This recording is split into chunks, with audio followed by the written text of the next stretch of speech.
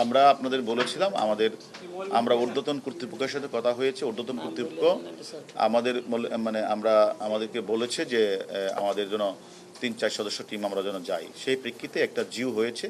আমরা মনে করি যে আমাদের একটা টিম যেখানে কাজ করছে, কলকাতার একটা টিম কাজ করছে যারা 4 সদস্যের, তাদের কাজও এখনও শেষ হয় নাই। তারা আবার আজকে 2টা থেকে আবার আসবে।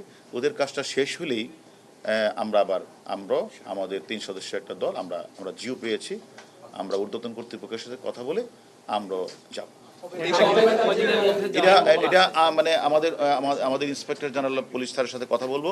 স্যারের সাথে কথা বলে এটা আজকে রাতেও হইতে পারে অথবা কালকে ভোরে হইতে পারে। এটা তো এটাই তো আমাদের তদন্ত, তাই না? এমনও তো হয় যে অনেক মার্ডার হয়েছে, বছরের পর বছর কোনো তথ্য পাওয়া যায় না, 3 বছর পরেও তথ্য পাওয়া যায়।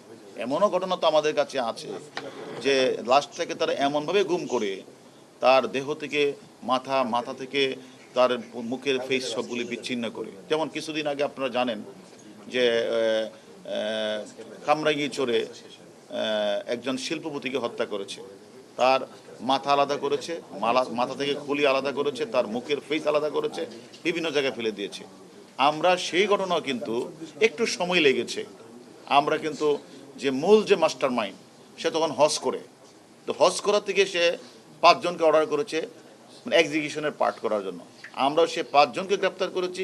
ওই যে মাস্টার মাইন্ড হজ করতে গেছিল, হজ করতে এসে সে চিটাগাং গেছিল, সে যখন জেনে ফেলছে আমাদের, সে চিটাগাং থেকে চলে গিয়েছিল ইন্ডিয়া। আমরা তাকে ইন্ডিয়া বর্ডার থেকে তাকে আমরা গ্রেপ্তার করেছি।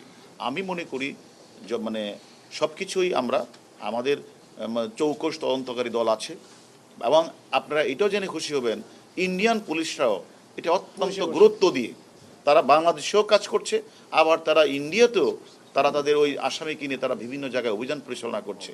আমি মনে করি একটু অপেক্ষা করেন, সব কিছুই পাওয়া যাবে। যে আসলে আমাদের তদন্ত অনেক রয়েছে, এরা আমাদের আসামিদের জিজ্ঞাসাবাদ করছে।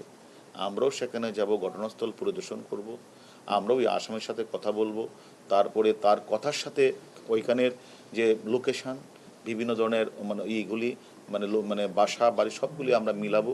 তারপরে আমরা অনেকগুলি বিষয় নিয়ে কিন্তু আমরা কাজ করছি। আমরা মনে করি তাদের বারবারই প্ল্যান ছিল যে বাংলাদেশে এটা করা যায় কিনা, কিন্তু যে মূল মদতদাতা, যে মাস্টার মাইন্ড, সে কিন্তু বারবার বলছে না, এটা বাংলাদেশে করা যাবে না। যার কোনো ফলশ্রুতিতে 2বার সে কিন্তু ওখানে গিয়েছেন, 3য়বার ওরা সাকসেস হয়েছেন। আমি মনে করি আমরা তাহলে কি আমরা বলতে পারি যে ব্যবসায়িক দ্বন্দ্বে এই হত্যাকাণ্ড, যেহেতু আপনি বলছেন তার কাছে টাকা আদায়ের চেষ্টা করছিল তারা, তাহলে কি মোটিভটা কি ওইদিকে? আমি তো আপনাকে বলেছি যে তাকে নিয়ে যাওয়া তাদের উদ্দেশ্য অনেকগুলির মধ্যে আমি একটা উদ্দেশ্য বললাম যে হত্যাকাণ্ডটা কি কারণে হত্যাকাণ্ড সংঘটিত হয়েছে, স্পেসিফিক রিজনটা তো আমরা এখনো বলতে পারছি না। তার মধ্যে সাপোর্টিং অনেকগুলো বিষয়, যে তাদের মূল উদ্দেশ্য ছিল এটা হলো একটু নিয়ে তুলে সেই ছবিগুলি দিয়ে তাকে 3 দিন আটকে রেখে অপহরণের মতো কিছু টাকা আদায় করা যায় কিনা, এটা একটা উদ্দেশ্য ছিল। দ্বিতীয়ত উদ্দেশ্য হলো যে তাকে দুনিয়া থেকে সরিয়ে দিতে হবে। এর আগেও 2বার তারা প্ল্যান করেছেন।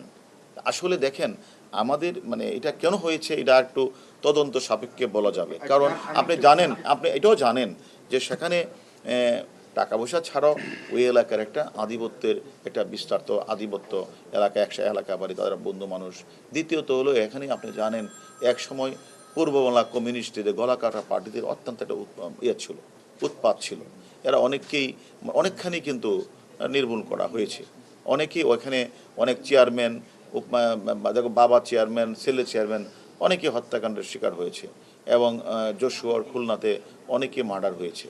এখন এগুলির পিছনে এবং তাদের জিদ আছে কিনা, তারা এটাকে মনে করি কিনা, এবং এখানে আধিপত্য বিস্তার, এবং আপনি যেটা বলছেন সেখানে এই এলাকার নিয়ন্ত্রণ, যেহেতু এটা একটা border area, cross border area, এটা এই কারণে এই এলাকার মানুষকে সে নির্মূল করতে গিয়ে এলাকাটাকে এই এলাকাটাকে সঠিক পথে রাখতে গিয়ে অনেকের বিরাগ বাজন হয়েছে কিনা, সব কিছু তদন্ত ছাড়া তো আসলে শেষ না হওয়া পর্যন্ত অ্যাকচুয়ালি কারণটা কি এটা তো বলা যায় না।